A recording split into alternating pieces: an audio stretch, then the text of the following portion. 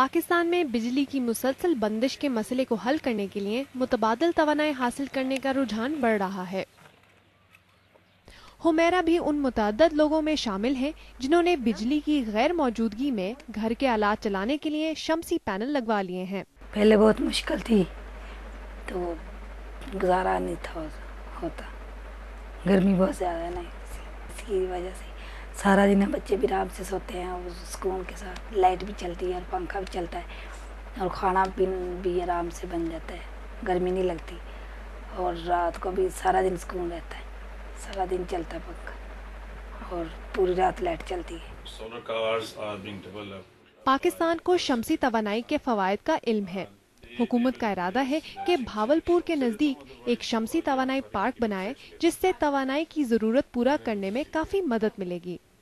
Solar park کا ایک concept جو ہے اس پر کام ہو رہا ہے اور وہاں پر کم سے کم 1000 mega what in the near future وہ بننا شروع ہو جائے گی بجلی، اور وہ جائے گی نیشنل گرڈ پہ، تو اس سے جو ہمارے انرجی کرائسس میں کمی کرنے میں مدد ملے گی۔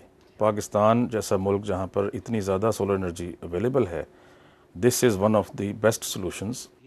جو لوگ متبادل توانائی کے شعبے کا کاروبار کرتے ہیں ان کا خیال ہے کہ شمسی توانائی کے بحران کا حل تو ہے، لیکن اس شعبے میں کاروبار کرنے والوں کے لیے بہت دشواریاں ہیں۔